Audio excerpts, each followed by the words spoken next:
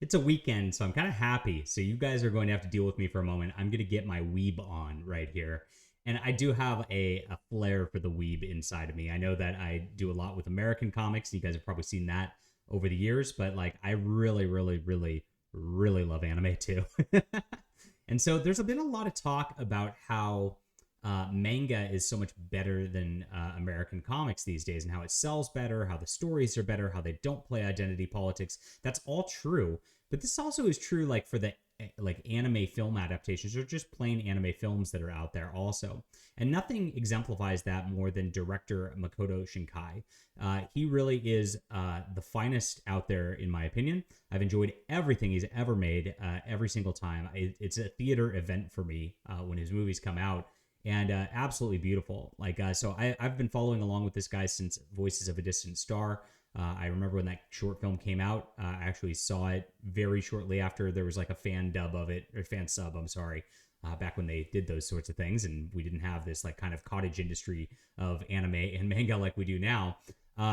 Amazing stuff. I was blown away, and I'm blown away every time he comes out with a movie. So let's talk about that. I actually saw Suzume this weekend, and I would love to share with you my thoughts on the movie. And hopefully you can see this too. I don't know if it's going to be in theaters much longer. It really had a very short run in the United States. Didn't do very well, which we'll talk about also, at least in the United States level. But it is a beautiful, beautiful film. So let's get to this in just a second. My name is John Delarose. If you're new to the channel, if you like my thoughts, my opinions on these things, please check out my Flying Sparks. This is my graphic novel. I'd love to have a film or animated adaptation made one day.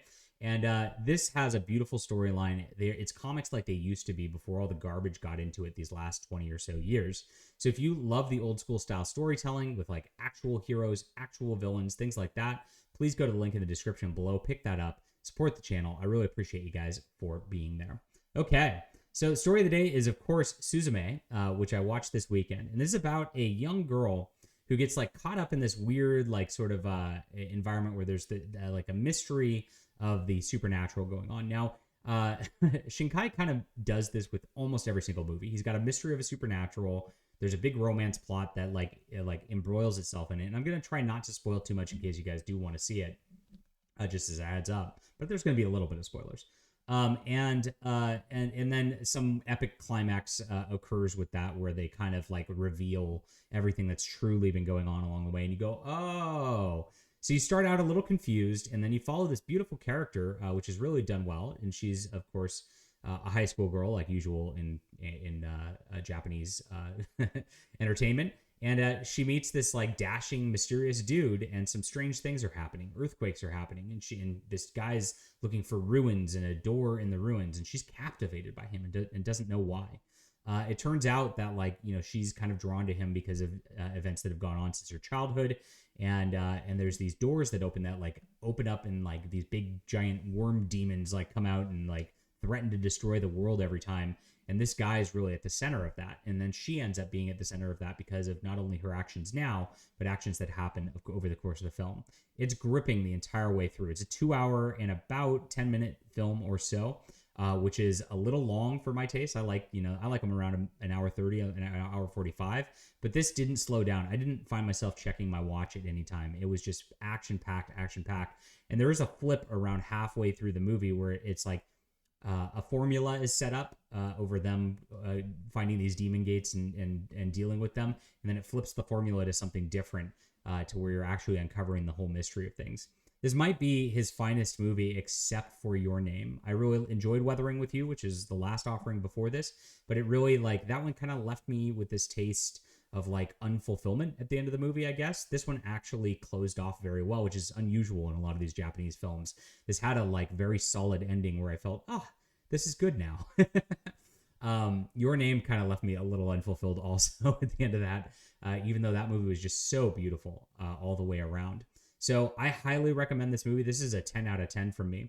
Now let's get into the box office elements of it. As you can see, there's an article from CBR right here, which is talking about like the limits of Western fandom. And true, this movie did not perform as well as Your Name, and it didn't perform as well as like a lot of the Studio Ghibli stuff that went out there. It shows that these anime films really have to be like huge events in order to like be successful in the United States. And that's true. The box office really didn't go that great here. That's why it's already out of theaters in like 3 weeks. I mean, I think I was the only person in the theater when I went and saw it this week. So absolutely crazy on that level. But in Japan, it did really well. So Your Name grossed about $388 million before it was out of its complete run worldwide. And this is grossing, it's clipping up very, very close to 300. I'm sure it'll hit 300 over the weekend. And so it's performing almost on par, even though that movie was an event of the decade. That's one of the biggest grossing selling films in Japan ever.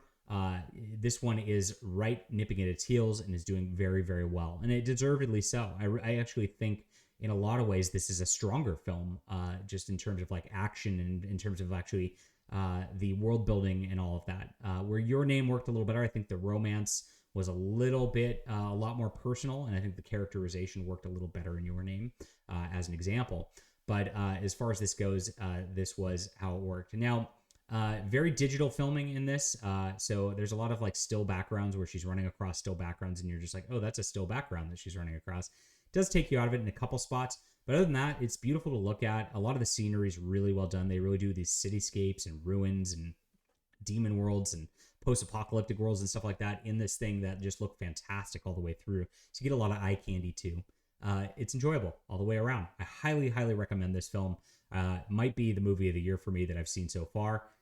We'll see how it goes for the rest of the year. All right. Are you seeing this? Do you like anime movies? Let me know. Leave a comment down below. Let me know what you think about this. Hit the like and subscribe button. We'll be back soon.